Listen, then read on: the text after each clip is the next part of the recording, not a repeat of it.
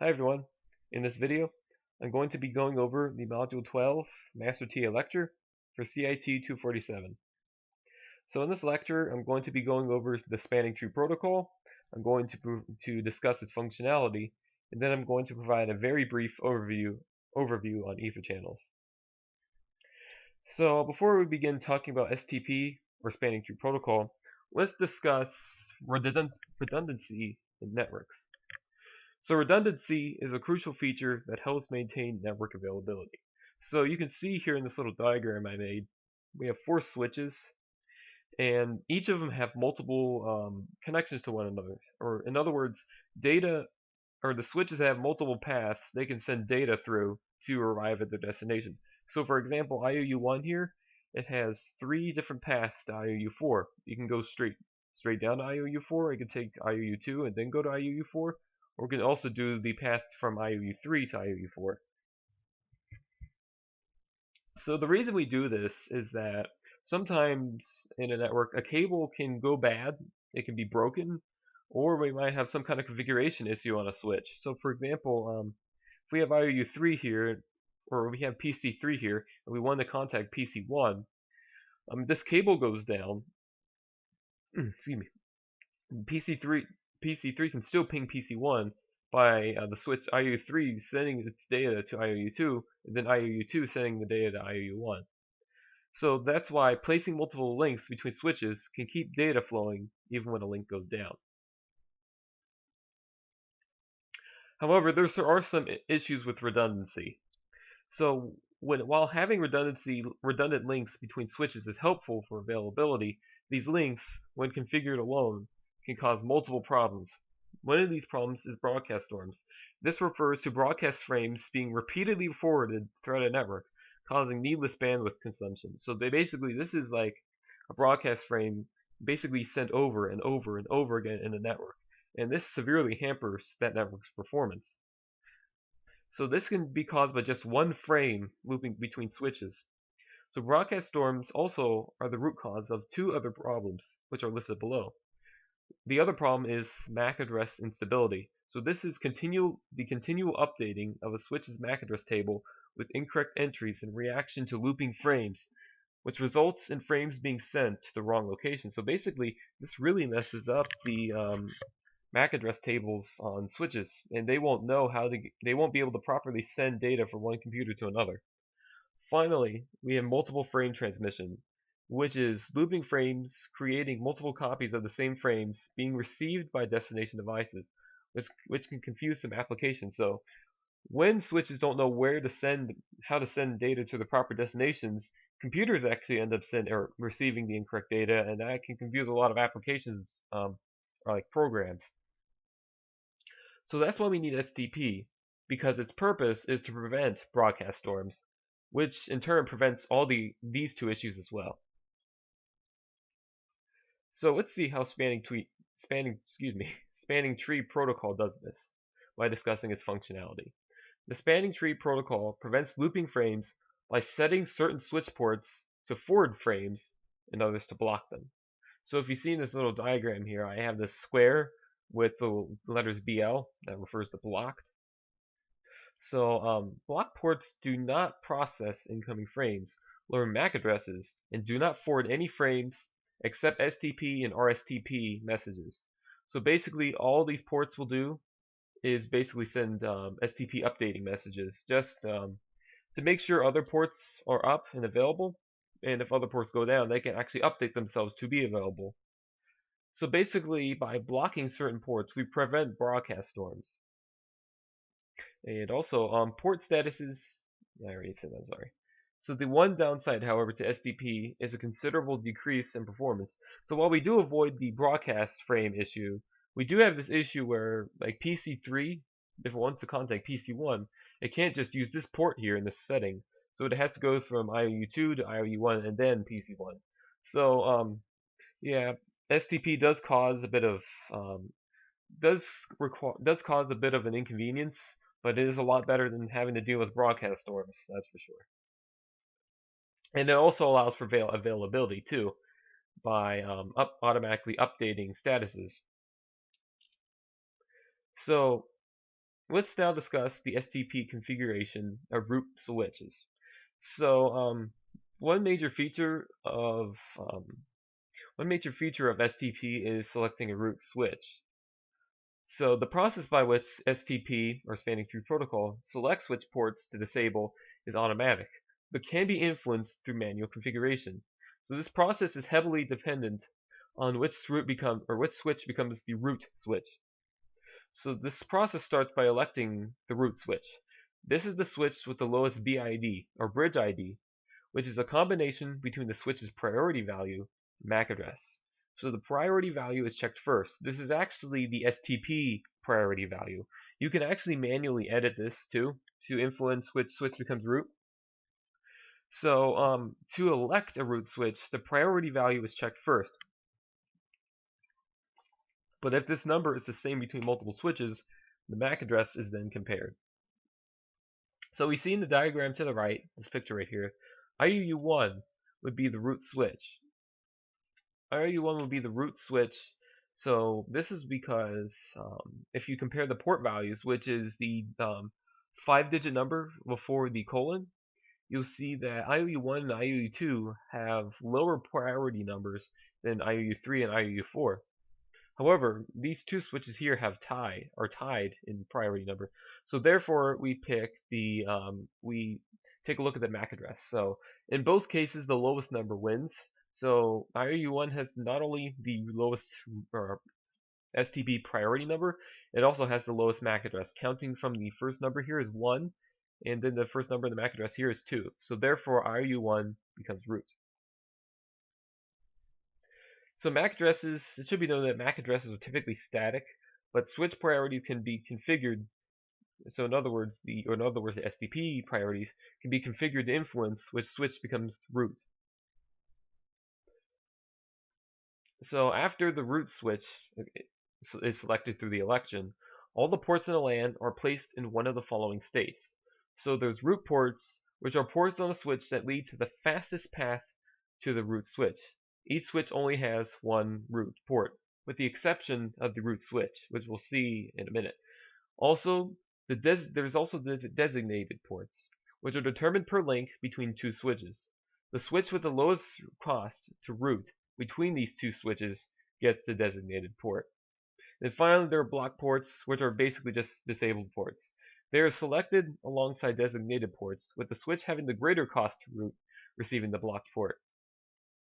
So port costs are determined by manual settings and the default speed a port can handle. So for example, this table here shows you the speeds for like fast Ethernet interface, which is 19, and then a gigabyte interface, which is 4. I'm going to say this now as a very important hint. The following table contains default port costs that may be helpful in future quizzes or exams concerning STP, noting the port names. Also, in general, this example here is going to be very important in one of your exams or quizzes, or quizzes. I highly recommend you keep this PowerPoint. I'm actually going to upload the Canvas. I highly recommend you save it, and we'll be going over some of the stuff for the exam. But I just want to stress right now, this is extremely important for the exam, one of the exams. So let's take a look at our STP example that I created here. So we will now go over an example of how STP determines root switches and port configurations. Each switch will be demonstrated with the diagram below. Or each step will be demonstrated with the diagram below. So the first step is to determine the root switch. As I said before, it's comparing the switch's BIDs, or bridge IDs. You start with the switch priorities, which are these 5-digit numbers before the colon in this number here. If there's a tie, then you check the MAC address. The switch with the lowest priority and then the lowest MAC address becomes root. So in this case, IOU1 becomes root. It's the same picture as in slide 6. So IOU1 and 2 have the same bridge ID, or switch, same STP priority, and IOU1 has the lower MAC address. Therefore, IOU1 becomes the root switch. So after you determine the root switch, you then determine the root ports. So find the ports on the non-root switches that provide the fastest path to the root switch. Now this is typically the port that is directly connected to the root switch, but not always. This is not always the case. So for example here, IOU2 So IOU2, IOU3, and IOU4 all have root ports which are displayed here with this little letter R. So this little square with the letter R in it is representative of root ports. So if we compare IOU2, the gigabyte interface, so the default port cost here is 4. And these Ethernet port costs have like, let me see, I think it's 14. Yeah, it's 14. So the way you determine this is you check all 3 paths on IOU2 that go to the root switch, which is IOU1. So this port here has a port cost of 4. It's a straight port, or it's not only a direct connection to the root switch, it's also on a gigabit interface, which is a really low port cost. However, if you check the path from IOU4 to IOU1, you'll note here that this port cost is like 19 or 14. Let me check back. Yeah, it's 19. I apologize. So 19. So you would actually add 19 going from here to here, and then you add 19 going from here to the root switch. So this is actually a port cost of 38, which is the same with IOU3 to IOU1. So basically, that's how you determine root ports. You basically take each path to the root switch. So you go from the root switch here, or you go from this switch here, this direct connection from the switch to the root switch. Then you go from this port to this other non-root switch, and then you go to its path to the root switch, and you do the same for the other switches. So basically, you count, you figure out which ports ports have the lowest root cost. And when you use multiple switches, you add those port costs together. So IOU3, let's take a look at IOU3 now. So this is a cost of 19 going from this fast Ethernet port on IOU3 to the direct connection IOU1. Now, if you go from IOU3 to IOU2, it's still 19. Then you add 4. So that's a port cost of 23. It's slower than this direct connection here. And this is a connection that's worth 38. So that's basically how you determine the root ports. So then, once you determine the root ports, you need to determine the designated ports and the block ports. If you notice this little table here, designated ports are denoted with, or notated with blue squares with the letter D, and the block ports are represented with the red blocks with the letter B. So each step will be demonstrated with the diagram here, or it's not really below, the diagram to the side. Yeah. So we need to determine the designated block ports. So all ports on root switch become designated. That's the first thing you do. On the root switch, you basically make all of its ports designated. That's all you need to do there. For all the other ports in the LAN here, we need to compare 2 switches connected by these ports. The switch with the lowest cost path to the root switch receives the designated port, while the other receives a block port. So I actually wrote down the port costs here. So the default cost here in this example is 30. So that's basically every port here. The E01 port cost for right here, for on IOU3, is 29. And the port cost for the gigabyte interface is 4. So the way you do this is you basically do like a quote-unquote versus match. So you compare IOU2's port to versus IOU3's port. You compare them based on these ports here, this link here. And then you take a look at each switch and determine which has the lowest cost to root switch. So IOU2 would win because it has this direct connection to IOU1, which is just a port cost of 4. But the root cost to IOU3 is default 30. So therefore, this port becomes blocked, and this port is designated. So comparing IOU2 to IOU4 is the same thing. So the port cost, actually this is a port cost of 29, I apologize. So this is the port cost, or root cost of 30. This one is a root cost, IOU2 is a root cost of 4. So therefore, between these 2 links here, the designated port becomes IOU2, and the or IOU2 gets a designated port, and IOU4 gets a block port. Now finally, comparing IOU3 and IOU4, root cost of IOU3 is 29. However, the root cost of IOU4 is 30. So therefore, IOU3 gets the designated port, and IOU4 gets the blocked port. So I hope that made sense. If you need more of a clearer explanation of how this works, you can always contact me during my office hours or ask for a Zoom meeting. I'm happy to help you out with this. But yeah, it is a little complicated, I will admit.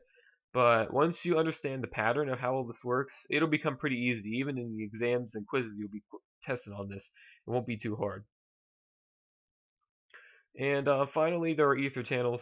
It's a very basic concept. I only have one slide on it, but basically, ether channels are simply logical links that are comprised of multiple physical cables. They are combined to significantly increase performance and redundancy. So as you see here, it's multiple cables between the switches. This basically is treated like a one interface. These two interfaces, when they're combined as an ether channel, basically are logically treated as one port. This will be an important concept for the lab assignment. So as far as demonstrating this stuff, there really isn't much of a need to demonstrate how this stuff works because it's very simple commands. And I also created an instruction document for this lab assignment to help you all out. But anyway, all you need to do to turn on RSTP is just use this command.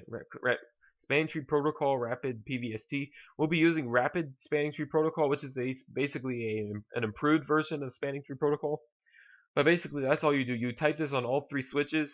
Then you can actually type this very simple command on the switch you want to be root switch, and that's really all there is to it.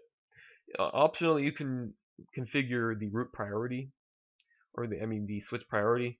Then you'll need to configure port cost. Basically, you just go comp t and then you type this command here. Ether channels are also very simple to set up. You just go to global configuration mode. You select the range of interfaces you want to be in an ether channel. Then you type the command channel group like number one, and then mode on. That's all you need to do to set up an ether channel. So yeah, there's some pretty tough concepts in here, but the setup is very simple. I'll be going over it a little bit in the command document, or my next lecture, I mean. But anyway, if you need any more help, you can always contact me during my office hours. And if you need if you need anything else, you could also just ask for help any other day of the week, and I can provide a Zoom appointment for you. But thank you all for watching this video. I hope you found it helpful, and you have a good day.